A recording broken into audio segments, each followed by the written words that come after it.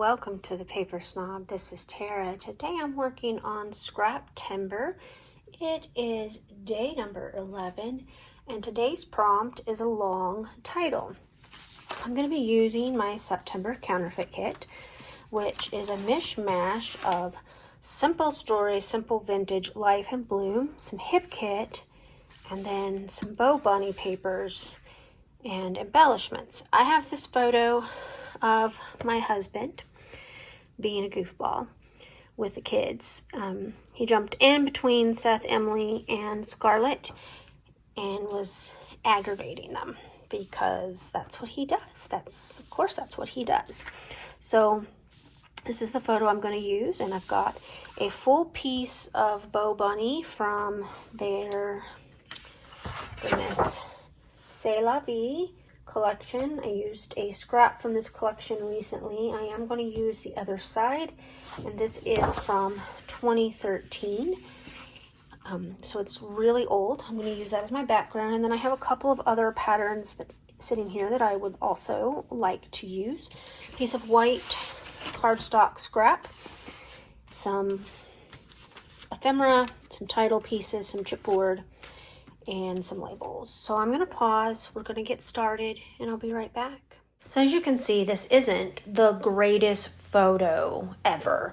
It is just a photo of a family story that I want to document, even though it's not the best photo. So I'm going to cut a white mat from this cardstock for the photo. I trimmed it down to 4 by, I think it's like 4 1/4 or 4 1/2. Those pictures from the Groove books are terrible. They're thin and they're glossy and they're not sized correctly. So you kind of get a weird size. And because of how that photo was taken, I couldn't cut it down to 4 by 4 even. So I just did my best. And I ended up with like 4 by 4 1/2 or 4 1/4 or something like that.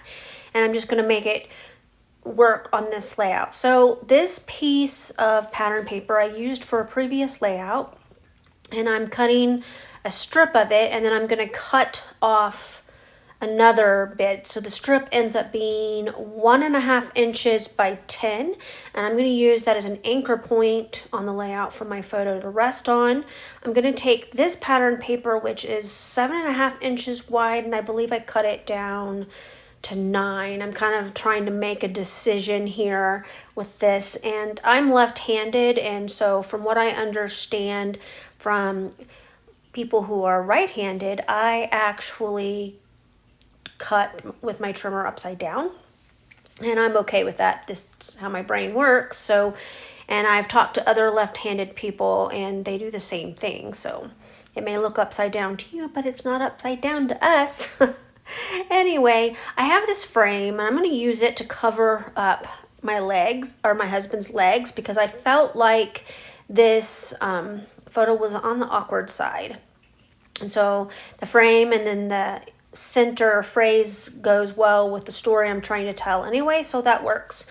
Now, that title piece, the prompt for today is a long title, and I'm using this title piece and then the phrase underneath it for my long title, and I got it on there crooked. And foam embellishments from Simple Stories have great adhesive. The great testament to that is because I absolutely cannot remove it without tearing the paper, and I tried, believe me. I tucked one of the frames from the chipboard set behind my photo. I thought that it was a great way to use the frame. And now I'm going to add some of the little hearts from this chipboard set. They're really cute, and I ended up, I think, with 6 hearts in total, and I used a foam butterfly. And now I'm going to pull out my journaling labels here, and I'm going to cut those out right here on camera. First, I am going to pull a floral sticker. These stickers in the sticker book, in case you don't have it, are kind of like washi.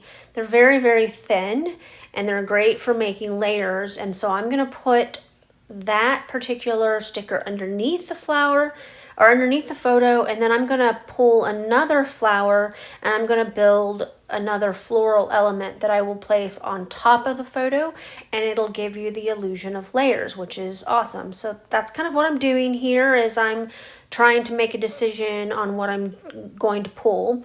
I set it aside for now because I realized I need to cut out these labels before I do too much more embellishing. I don't want to overfill the layout before I make room for the journaling, and that is just part of my process. I tend to make sure that I have a title and a place for journaling on the layout, and then embellishment, because I don't want the story part of my layout to be an afterthought. I want it to be part of the layout, and so I always try to make room for that. And I'm going to use these two labels. These labels are from Illustrated Faith. It's a digital file that you can purchase, and then you can print them with your printer on white cardstock.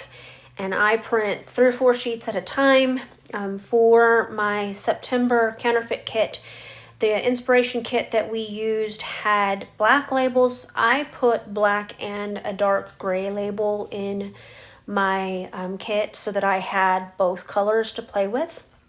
And I think I've used almost all of the gray labels at this point, and I had these 2 black ones. I may actually have to print more for my kit if I keep working through them as quickly as I am. So I'm building a few little floral embellishment clusters with these flowers, and I'm really happy with what I have so far.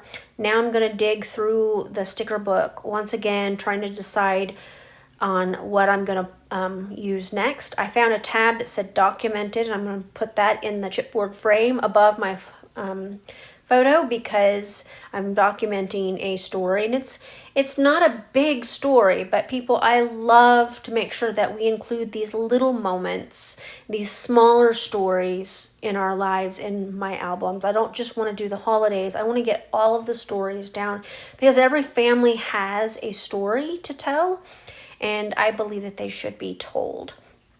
That is why recently I scrapbooked the story of my daughter's end of radiation treatment. All right, I got my layout completely finished.